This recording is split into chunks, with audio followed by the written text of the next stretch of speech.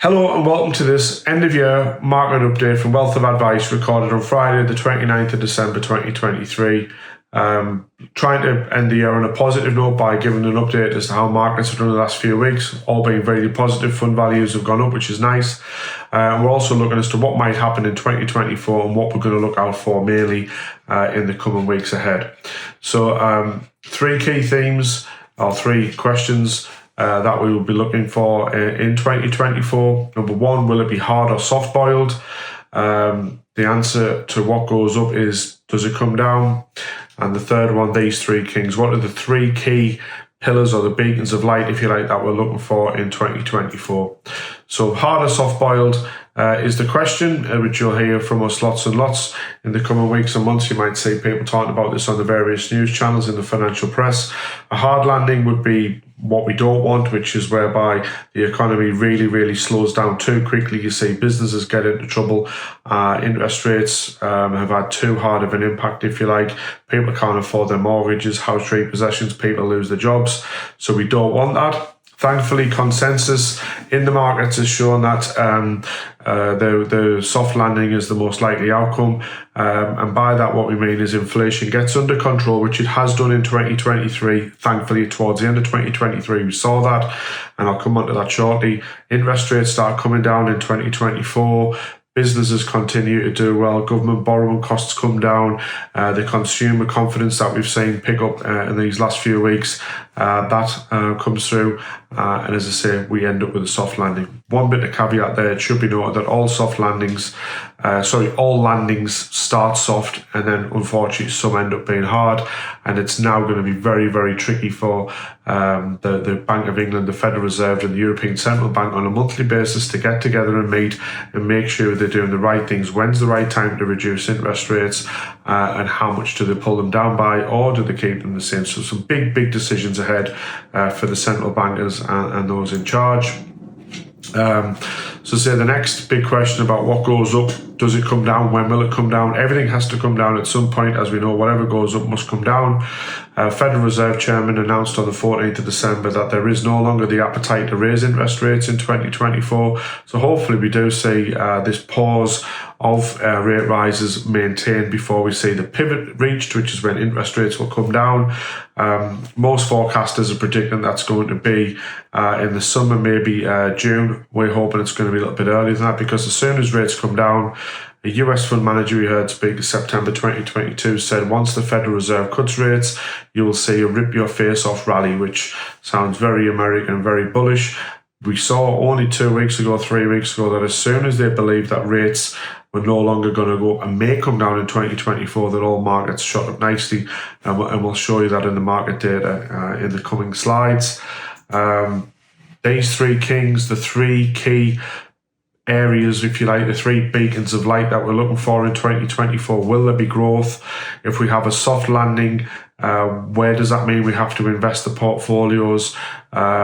Where do Royal London, all the other multi-asset fund managers we mentioned on the previous updates that we do, where will they position their portfolios? So will we still have some growth in the economy? That's what we want.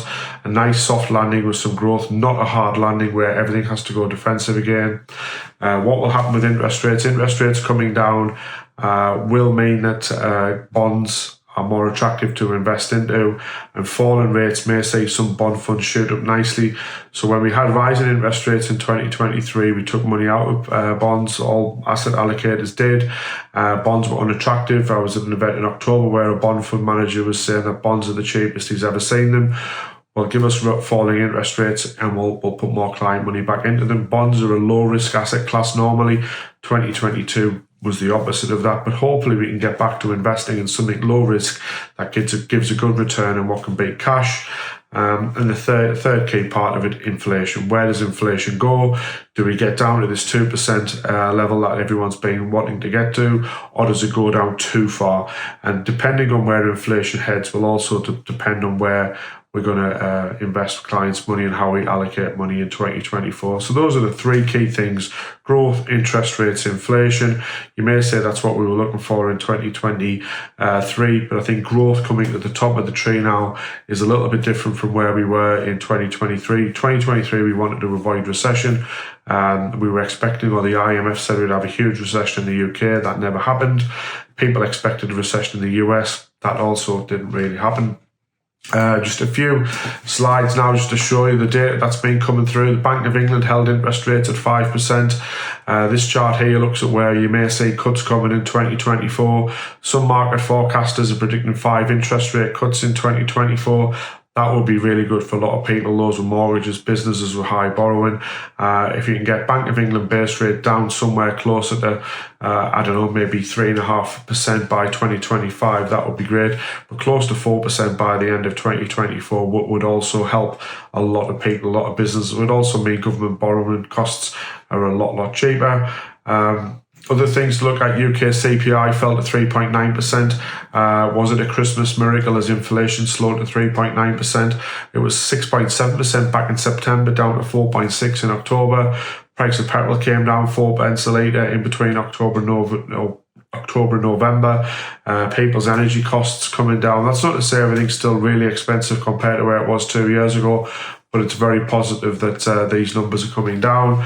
And so much so, we saw UK consumer confidence rise massively in December as inflation slowed down. Did that mean that people rushed out and bought more Christmas presents and spent more money on food and drinks and going out partying, etc.? Well, we'll find out in January, February when the Christmas numbers come through. But it's definitely positive. If you look at the overall score index there of consumer confidence, it really was at a low point as we got to the end of 2023, lower than what it was when COVID hit and COVID was at its worst.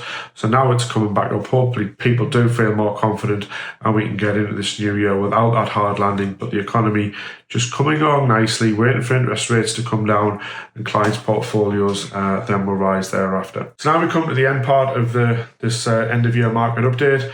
Just going to focus on one key chart from a performance point of view, and this is what the 3 main market indexes that we always look at have done in 2023.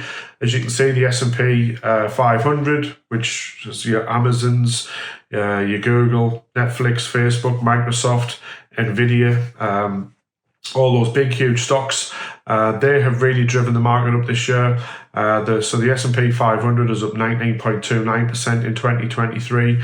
But if you look at where the green line went down to at the end of October into November, it was getting close to just being around about 7.5% growth. So you've seen a huge uptick from the end of October into November. As I said, November, December has been brilliant.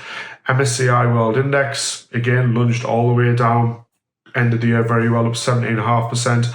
And the FTSE 100 up 7.79%, which is fantastic.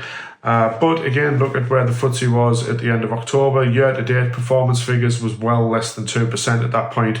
So all of those indexes have bounced back lovely as we've went into November, December, caused by inflation numbers coming down, getting under control, hopefully. And the Federal Reserve then announcing in December that they probably weren't going to put interest rates up, and the market then believing that rates are going to come down next year. So a lot of growth has been packed into those last 8 weeks, which is absolutely fantastic. So thanks for listening to a final Wealth of Advice market update of 2023. Mentioned a few times previously, we're having our client update seminar at the Durham Riverside Cricket Club on the last Friday of January, the 26th of January, I think that is.